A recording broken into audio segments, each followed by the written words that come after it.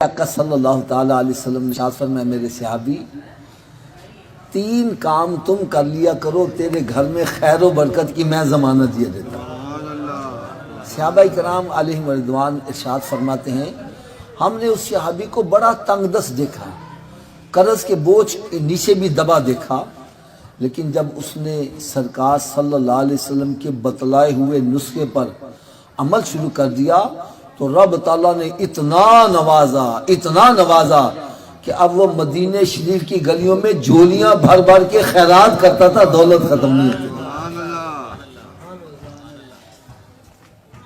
تو ہو سکتا ہے کہ آپ حضرات کو بھی اس نسخے کی ضرورت ہو اور آپ سوچ بھی رہے گے یار یہ پتہ نہیں کتنا مشکل مسئلہ ہوگا، کتنا مشکل نسخہ ہوگا جس سے بندے کا معاشی مسئلہ حل ہو جائے۔ تو آؤ وہ 3 کام کون کون سے ہیں۔ نمبر 1 فرمایا جب گھر میں داخل ہوا کرو تو گھر والوں کو سلام کر دیا کرو۔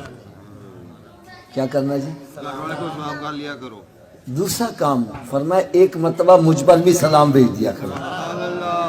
اور تیسرا کام فرمایا 1 مرتبہ سورہ اخلاص بھی پڑھ لیا کرو۔ اب تینوں کام کیسے کرنے ہیں میں پریکٹیکل کر کے بتلا دیتا ہوں۔ یوں سمجھیں جیسے میں گھر میں داخل ہوا ہوں اونچی آواز سے کہہ دوں السلام علیکم، گھر میں اگر کوئی بھی نہیں تو خالی گھر کو سلام کر دو، اور پھر آہستہ سے کہہ لوں الصلاۃ والسلام علیکہ یا رسول اللہ وعلی آلک واصحابک یا حبیب اللہ۔ اور تیسرا کام بسم اللہ الرحمن الرحیم قل هو اللہ احد اللہ الصمد لم یلد ولم یولد ولم یکن لہ کفوا احد۔ یہ کام مشکل ہے کہ آسان ہے؟ انسی بولو سبھی عمل کر لیں گے؟ اچھا یہ بھی بتلا دوں آپ بھول بھی جاؤ گے تو یاد رکھنے کا بھی نسخہ بتلا دوں۔ یاد رکھنے کا نسخہ یہ ہے جو بھی آپ کو ملے اس سے کہا کرو بھائی آپ بھی 3 کام کرو، بھائی آپ بھی 3 کام کرنے، بھائی آپ بھی 3 کام کر لیا کرو۔ جب آپ کسی کا بھلا چاہو گے تمہارا بھلا خود بخود ہی ہوتا چلا جائے۔ اور دوسرا نسخہ یہ ہے کہ آپ اپنے گھر میں داخل ہوئے بعد میں یاد آیا او میں نے تو 3 کام کرنے تھے، تو بھائی گھر سے پھر باہر آ جاؤ، پھر داخل ہو کر 3 کام کر لو۔ 2-3 مرتبہ ایسا کام کرو گے انشاءاللہ پکا یاد ہو جائے گا۔ اور اس کی آپ کو ایک میں اور برکت بھی بتلاؤں۔ ہمارے یہاں پر نا علامہ اقبال ٹاؤن میں نا دبئی چوک ہے، اس میں ایک بڑی پیاری مسجد بنی ہوئی ہے۔ اس مسجد میں نا اجتماع تھا تو بیان میں نا یہ حدیث سنائی گئی۔ خیر اجتماع ختم ہوا، لوگ اپنے اپنے گھروں کو چلے گئے۔ بعد میں کچھ بندے ملاقات کرنے والے وہ بیٹھے رہے، تو ملاقات ہو رہی تھی تو ایک بندہ اپنے گھر سے پھر واپس آ گیا، چہرہ بڑا حشاش مشاش ہے، بڑا خوش ہے۔ ہم نے پوچھا بھائی تم واپس آ گئے خیر تو ہے؟ کہنے لگے جی آپ نے ابھی جو نسخہ بتلایا نا اس سے میرا کئی سالوں کا بگڑا ہوا مسئلہ حل ہو گیا۔ میں حیران ہو گیا ابھی مسئلہ بتلایا، اس کا کون سا مسئلہ اتنی جلدی حل ہو گیا؟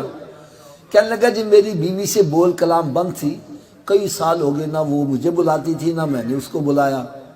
کہنے لگا آپ نے کہا گھر میں داخل ہوتے ہوئے سلام کرنا ہے، تو میں نے آج جا کے دروازہ کھٹکھٹایا، اس نے دروازہ کھولا، میں نے جاتے کہا السلام علیکم، کہنے لگا اس نے بھی مسکرا کے جواب دے ہمارا مسئلہ حل ہو گیا۔ ارے جس کو حقیر جان کے تم نے بجھا دیا وہی چراغ جلیں گے تو روشنی ہوگی۔ میرے آقا صلی اللہ تعالیٰ علیہ وسلم کی ہر سنت میں نور ہے، اس میں کروڑوں حکمتیں موجود ہیں۔ دیکھو آپ گھر میں داخل ہوگے سلام کرو گے 10 نیکیاں سلام کرنے کی مل جائیں گی، درود و سلام پڑھو گے 20 نیکیاں اس کی بھی مل جائیں گی، اور 1 مرتبہ سورہ اخلاص پڑھو گے 10 پارے تلاوت کرنے کا ثواب یہ بھی ملتا چلا جائے گا۔